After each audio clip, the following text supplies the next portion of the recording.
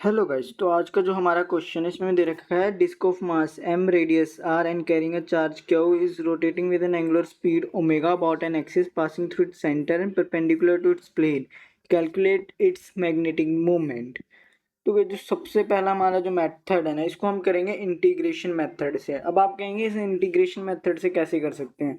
तो गाइस हमें पता है कि जो एक डिस्क होती है वो बहुत सारी जो रिंग्स होती है ना उनसे मिलके बनी होती है। तो अगर मैंने एक रिंग का मैग्नेटिक मूवमेंट फाइंड आउट कर लिया तो मैं इंटीग्रेशन करके पूरी डिस्क का मैग्नेटिक मूवमेंट फाइंड आउट कर सकता हूँ।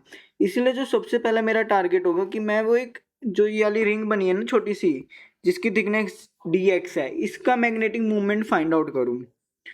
ठीक है गाइज। तो अभी हमारा जो हमें पता है कि मैग्नेटिक मूवमेंट का जो फॉर्मूला होता है वो क्या होता है गाइज, वो होता है आई ए। ठीक है। तो जो हमारा सबसे पहला टारगेट है वो है हमारा कि हम आई को फाइंड आउट करें इस रिंग के लिए। ठीक है। तो गाइज मैं मान लेता हूँ कि जो ये रिंग है ना, इस पे जो चार्ज है वो है डी क्यू, इस पूरी रिंग पे फैला हुआ है। ठीक है गाइज। क्योंकि जो पूरी डिस्क है उस पे चार्ज क्यू है और मैंने इस रिंग पे माना है कि जो चार्ज है वो डी क्यू है। तो यहाँ से जो हमारा फॉर्मूला आएगा वो आएगा I is equal to d q upon में टी। अब ये हमारा बन जाएगा डी क्यू एफ। अब गाइस हमें क्वेश्चन में क्या दे रखा है कि जो डिस्क है वो रोटेट कर रही है कुछ एंगुलर वेलोसिटी, और वो दे रखी है हमें ओमेगा। तो हमें पता है कि जो ओमेगा होता है वो किसके इक्वल होता है, 2 पाई एफ के इक्वल। तो यहाँ से जो हमारा एफ आएगा वो आएगा ओमेगा बाई 2 पाई। तो मैं एफ की जगह पुट कर दूंगा ओमेगा बाई 2 पाई। अब हमें एक और चीज पता है कि जो सरफेस चार्ज डेंसिटी होती है उसका फॉर्मूला ये होता है। तो इस रिंग के लिए क्या हो जाएगा guys, formula sigma is equal to d q upon में 2 pi x into d x.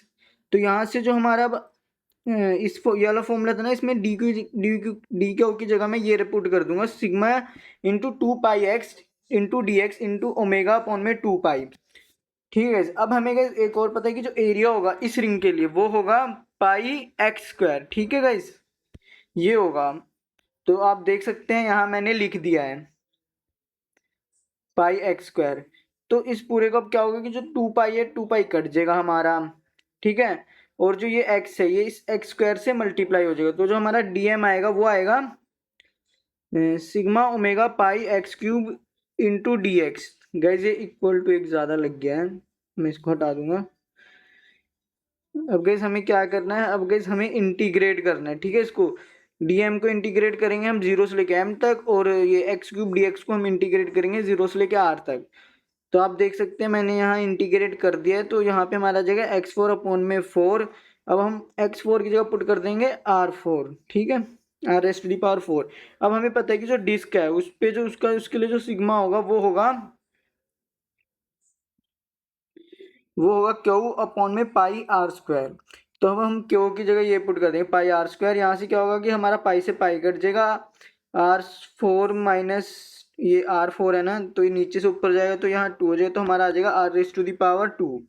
तो यहाँ पे जो हमारा आंसर आ रहा है ना वो आ रहा है q omega r square upon में 4।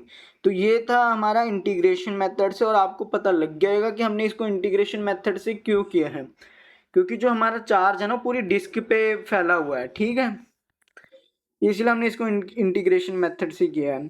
अब हमारे पास दूसरा एक फॉर्मूला भी है जो कि हमने एक टॉपिक पढ़ रहे थे, और उस टॉपिक का नाम था, तो guys, उस टॉपिक का नाम था the magnetic dipole movement of revolving electron. तो वहां पे हमने ये वाला फॉर्मूला पढ़ा होगा। तो यहाँ पे हमें पता है कि जो एल होगा वो किसके इक्वल होता है, एंगुलर मोमेंटम होता है आई ओमेगा के इक्वल। यहाँ पे जो हमारा आई होगा वो होगा movement of inertia of a disc का। ठीक है। तो मुझे पता है कि डिस्क के लिए मूवमेंट ऑफ इनर्शिया जो होता है वो होता है हाफ एम आर स्क्वायर।